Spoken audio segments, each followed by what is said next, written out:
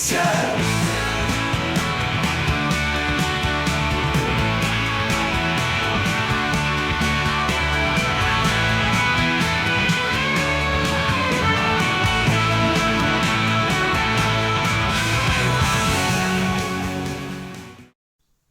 Sawadee Cap, my Pharangatang friends and Puan Kuntai, and Merry Christmas 2024. This year, the Nasta and myself decided to head up north to Chiang Mai for Christmas, and we decided to take the special express train. No, we didn't take the sleeper, the first class sleeper that everybody does, all the YouTubers, all the tourists who come over. No, we didn't do that.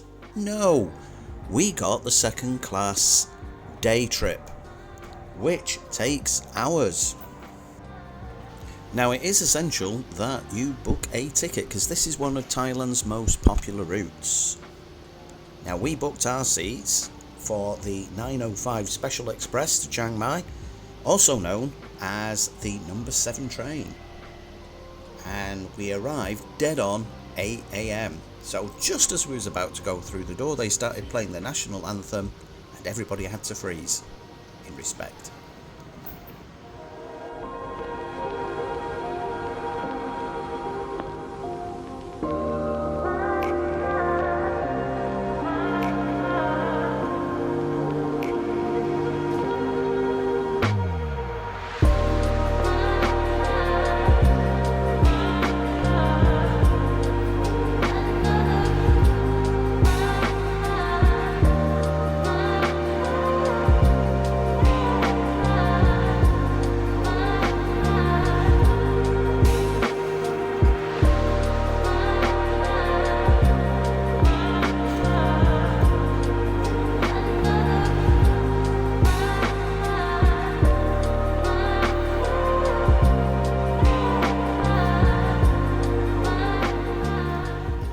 It was a good job that we ate because there isn't a great selection on the train. You can get food. It's Thai food with rice mostly and crisps and things like that, but it isn't a trolley service. From our experience, there was a stewardess, I guess, who basically had a slip of paper and they wrote down or ticked boxes to say what things you wanted to eat. So you could order in advance, I suppose, because they ordered the food. This was in the morning, don't forget it was on this train all day pretty much. And then I think it was about 2-3 o'clock in the afternoon, the food suddenly arrived. Where it came from, don't know.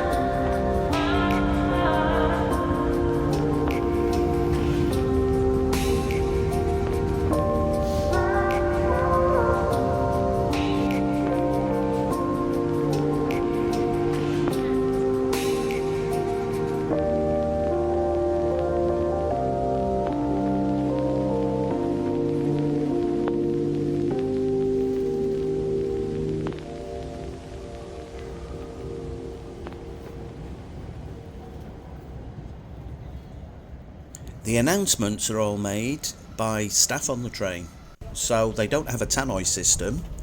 The stewardess or steward will walk along and they will actually tell you which station's coming up, and a lot of the time it's in Thai. The way they don't speak in English, so you have to be clued up, awake and ready if you're getting off the train before Chiang Mai. The seats are comfortable enough and they do recline. I thought there was plenty of legroom, but then again I'm a quite short person. You do have a fold-away table that you can put down and put up, so that's all fine. Now it is all seats, certainly in our carriage, like a bus basically. You have 2 seats and then another 2 seats, and the same on the other side of the aisle.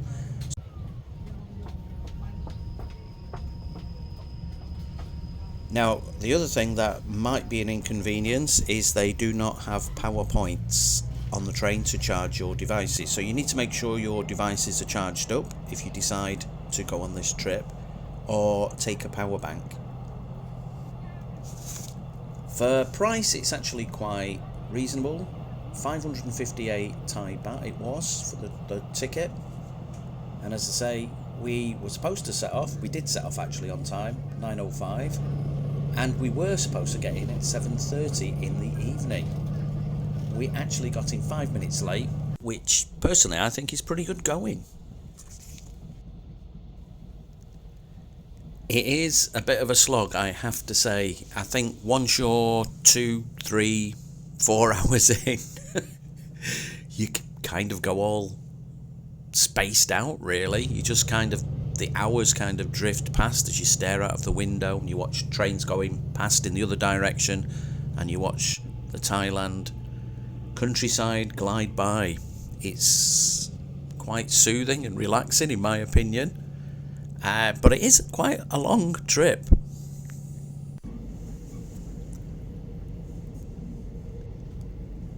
So I'll give you some information about the line itself. It's actually called the Northern Line, and it's an amazing 467 miles in length. That's 751 kilometres.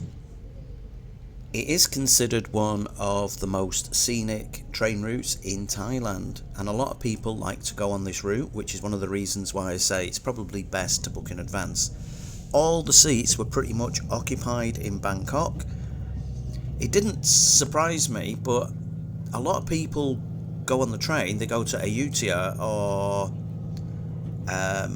Lop Buri, and then they get off, and you get other people getting on and taking those seats. I know that's how trains normally work, but you will find that there's pretty much full capacity. As we got to Chiang Mai, there seemed to be less people on the train, but it was still pretty busy. The line was first opened in 1896, and it ran from Bangkok to Ayutthaya, and then after that they completed the line all the way up to Chiang Mai, and that was completed on the 1st of January, or should I say it was opened on the 1st of January 1922. There are 132 operational stations on the route. You don't stop at all those stations on the trip. It only stops, if you're on the express train, at a selection of the stations. I think it's around about 25, but it's still quite a lot of stops. Some of the most notable stations are, as I've said, Ayutthaya, and then you go to Lop Buri, Nakhon Sawan, which is where the Mae Nam Chao Phraya, the Chao Phraya river starts. There are 2 rivers that go into make the Chao Phraya. One's called the Mae Nam, and I think the other one's Mae Nam Ping, which is basically the river that goes up to Chiang Mai. You also go to Phitsanulok, Lampang, and then finally you end up in Chiang Mai. And the train service is operated by SRT, which is the State Railway of Thailand.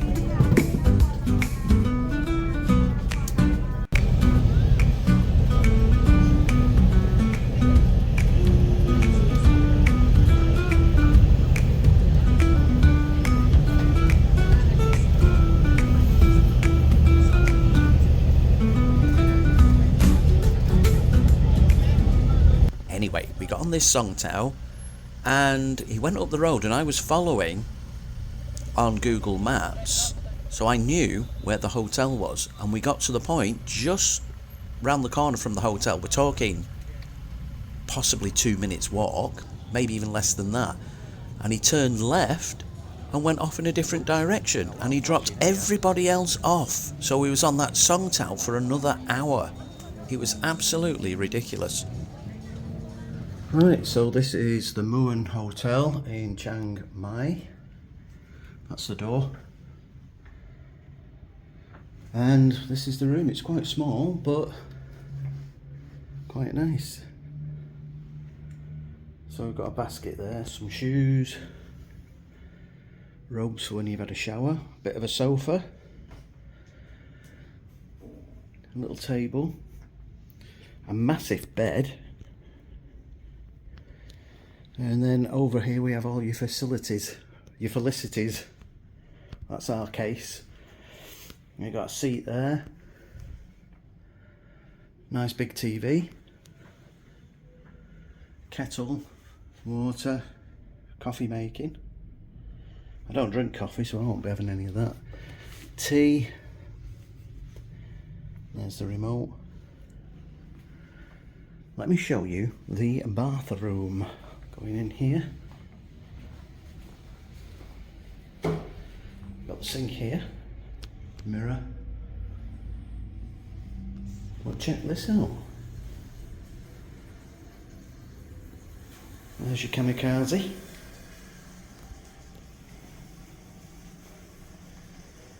Shower there.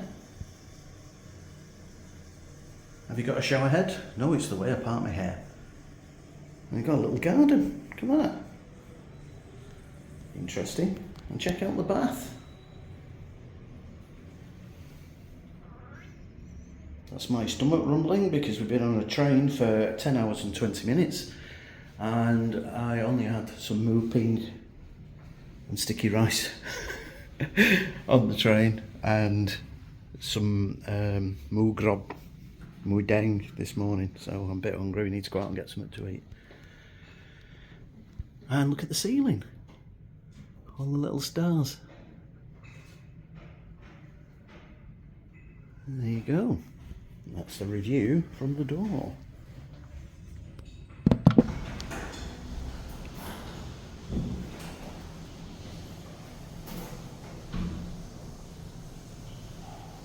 Little place where you can sit.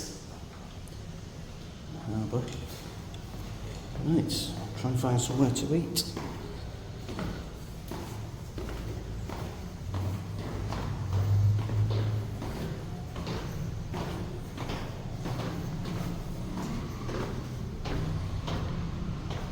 It's a hostel, not a hotel. Peekaboo.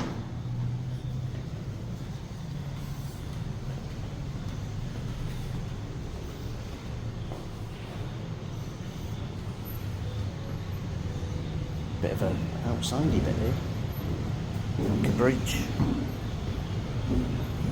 Chinese stuff down there. Anyway, there we go.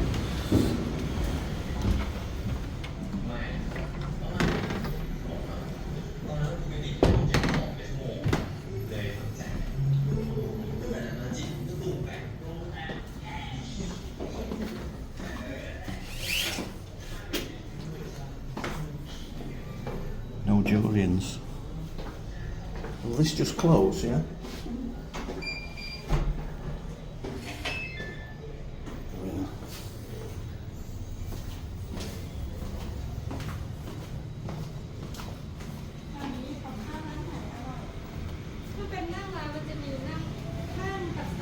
Check out the chair.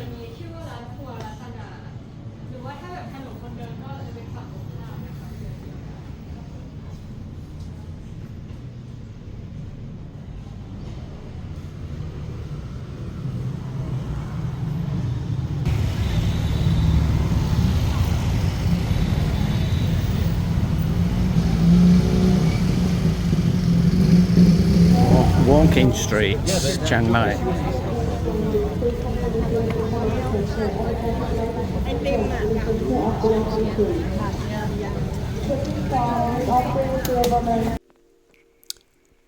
We did manage to go out and we went looking for something to eat. We went right into the old city through the gate there, and we managed to find a temple where they were having basically, I think it was a food market. There was lots of stalls there selling different things, and we managed to get some they were like samosas, I guess, and spring rolls. So some of them had cheese and potato in, some of them were like the traditional spring rolls with bean sprouts and what have you, but they were freshly made and cooked there and then. They were really nice, very, very delicious. Then we had a couple of Richard Gere's, got a few cans and made our way back to the hotel.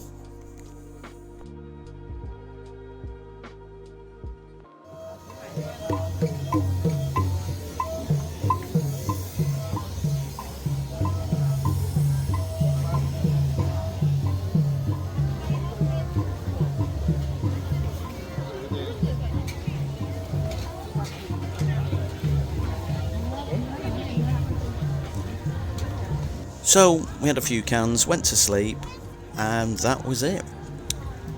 So tune in for day 2, when we wobble across a rope bridge to visit a restaurant. We go to a garden on top of a mountain.